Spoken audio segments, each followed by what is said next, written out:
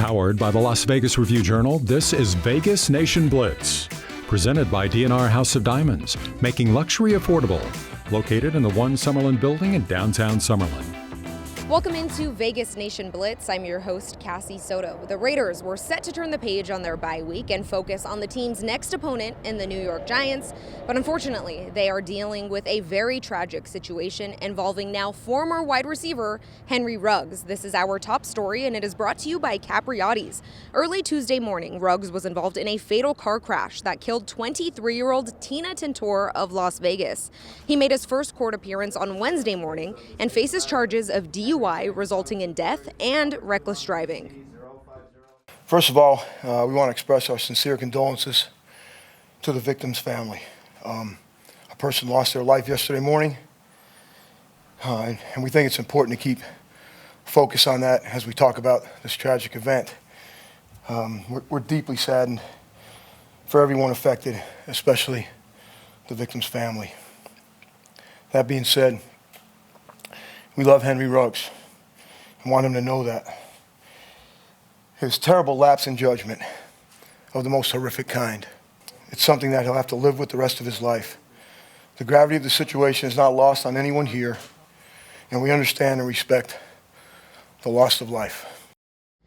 Raiders beat writer Vinny Bonsignore joins me now. Vinny, we just heard from Raiders interim head coach Rich Bisaccia, and from my vantage point, it looked like he was doing everything he could to hold back tears in that opening statement. What did you think about what he had to say to the media and to his team, really? Yeah, it was tough. It was difficult, and you're right, and I felt Derek Carr was the same way. These are hard, difficult times. There's no blueprint. There's no game plan. There's no book to read to get you through something like this. But they have to. That's the whole part of it. You hate to think about the football side of it, but this is their profession. This is their job, and they have to sort through it all, figure it all out.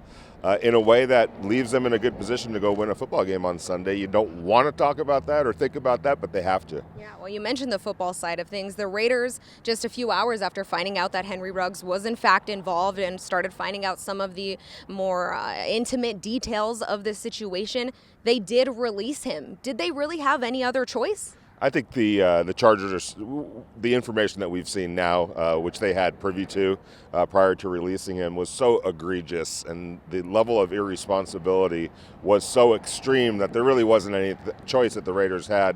Not if you're going to stand for things that are right and responsibility and being a good neighbor here in Las Vegas. You can't tolerate those things, and unfortunately, Henry Ruggs made a terrible, terrible decision. He's going to be paying for it in many different ways for the rest of his life, one of which is his Raiders career and maybe even his NFL career. Vinny, you have covered the NFL for a long time. Can you tell us sort of what procedures are in place for players to make sure that incidents like this don't happen, and where was the misstep from Henry Ruggs? It was his misstep. I mean, there's all sorts of resources that are available to players, hotlines, phone numbers. Everybody, Derek Carr has said it many times. Hey, I'll be there for you. Call me whenever. If you need a ride, I'll be there for you. There's Uber, there's Lyft, there's private cars. There's all sorts of resources that are available. And if you know that you've drank that much, and obviously he did a lot, pick up a phone and make a phone call. And that's really the bottom line. He didn't, and it's caused all sorts of tragedy for a lot of different people. And again, we hate to say it to get back to the football side of things, but Wednesday was the first practice for this team coming off of the bye week. They were trying to process the news of losing their head coach, now processing this news of losing a very important team member. When you saw the players out on the field, and especially the wide receivers on Wednesday, what sort of atmosphere, what did you get from their body language? Well, it seemed subdued to me. It was weird not seeing number 11 out there catching long balls, and so it's weird. There's no other way. They're human beings, and we always have to remember that. So they're processing things in real time and trying to get ready for a football game, a very important football game. And they're trying their best to do that. It looked and felt and sounded a little bit different to me today, but they'll have a couple more days to sort of, get this out of their system somehow, some way, or at least set it aside in a way, again, that allows them to go out on the football field and do what they do best, and that's play a football game and win a football game. Well, thank you so much, Vinny. Once again, our top stories are brought to you by Capriotti's. Let's go ahead now and hear from Raiders quarterback Derek Carr himself. my emotions have been on a roller coaster, so to speak, this year, and my heart goes out so much. Try and say it with a straight face, because I've already been emotional about every bit of this, but to the family, to all the families involved, no one ever wants to see this, whether it's a football player or not. You never want to see something like this happen, and it broke my wife and I's heart. Honestly, I will always be here for him. That won't change, and I'll prove that over the course of time to him, not to anybody else. But he needs people to love him right now. He's probably feeling a certain type of way about himself right now, and he needs to be loved. And if no one else will do it, I'll do it. Around the League, brought to you by Pirate Plumbing, the masters of disasters. Hey everyone, it's Heidi Fang here and Adam Hill, our NFL and Raiders writer, and we're going to get into things happening around the league. Right now, Adam, Raiders scheduled to face the Giants at MetLife Stadium coming up. A lot of COVID issues going on with this team. What can you tell us about that? Yeah, and of course you referred to the Giants. 13 positive tests around the building, not necessarily players, but staffers, players combined on Tuesday. A lot of retests on Wednesday. Some players still in protocol. They're still kind of sorting through the issues. Who's positive, who's not, who's available, who's not, who's a contact and who's not. I think it's really going to be interesting to monitor the next couple of days between Thursday and Friday. They'll retest all those guys. They'll try to get those results in and see if there's any further outbreak among the Giants. But of course, that could impact Sunday's game, whether or not it's players that are in protocol or from positive tests, or even if it's an entire position group, because we know the NFL does have very different rules. We believe the vast majority of the Giants team is vaccinated, which means if there was an issue with the game, they could reschedule it at some other time. If they were unvaccinated, the Giants would have to forfeit that game, which would be crazy. So we're going to have to monitor exactly how this plays out the next couple of days, but certainly something to keep in mind.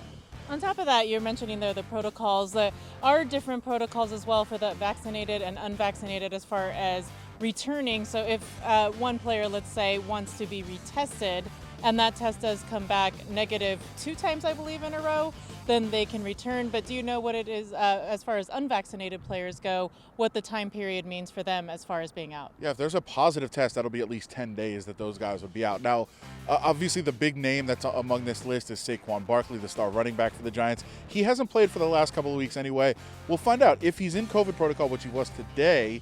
We'll find out what that is for Thursday and Friday, if he's still in protocol, and how that plays into potentially playing. But he is still hurt.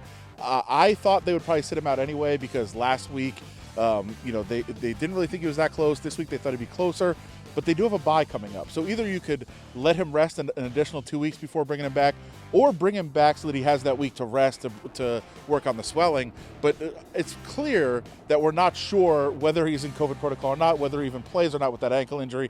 Great stuff there, Adam. He's Adam Hill. I'm Heidi Fang. Vegas Nation Injury Brief, sponsored by Knockvie Injury Law. Sam Gordon here, back with the injury brief as the Raiders prepare to resume their season against the New York Giants in New Jersey this weekend. Clean bill of health for the Raiders for once. It seems like it's been quite a while, but Jonathan Hankins, John Simpson, both back in practice, and then, of course, Darren Waller and Josh Jacobs were full participants as well. That bodes well for the Raiders as they look to regroup from yet another tumultuous week as they look to move to 6-2 and continue to place their stranglehold on the AFC West. Again, clean bill of health so far. We will have all updates on ReviewJournal.com, VegasNation.com. I am Sam Gordon. That is this week's Injury Brief. D&R House of Diamonds is Las Vegas's elite private office jeweler, the perfect bridge between internet pricing and a traditional brick-and-mortar jewelry store. We specialize in loose diamonds, natural and lab-grown, engagement rings, fashion jewelry, custom design, and jewelry repairs. We operate by appointment in our beautiful offices in the One Summerlin building, downtown Summerlin. Our great relationships with the world's largest diamond wholesalers and our low overhead saves you hundreds, if not thousands, on your purchase. Vegas Nation Game Day Live. The latest Raider breaking news on VegasNation.com 90 minutes before kickoff. Game Day Live, sponsored by South Point Sportsbook. Vegas Nation. The road ahead, sponsored by your Southern Nevada Toyota dealers. Toyota, let's go places. Cassie Soto and Vinny Bonsignor here with you. Vinny, I'm sure the Raiders' hearts are heavy. We've heard from head coach Rich Bisaccia. We've heard from Derek Carr and just how sad they are, how sad the locker room is. But again, this team still has 10 games left to play this season and a playoff season they're hoping for. What does the road ahead look like for the Raiders? Well, they got to get it together. A long trip to New York after the bye week. It's never been easy for them going back east, especially coming off a bye week. They haven't been great in that area. So they have to figure out what's gone wrong in those situations from the past and make sure it doesn't happen again this week, starting with the New York Giants. And then, you got 2 games against the Kansas City Chiefs. You got to go to Cleveland. You got to play the Cowboys on Thanksgiving Day. I know we're looking kind of far ahead, but if you're a football team that wants to make the playoffs, you got to navigate the rest of the schedule, and it is daunting in some quarters and in some segments. They still have to play the Chargers again, the Denver Broncos, a couple of division foes. So I think 11 wins should do it, and that's trying to figure out a way for them to win 6 more games.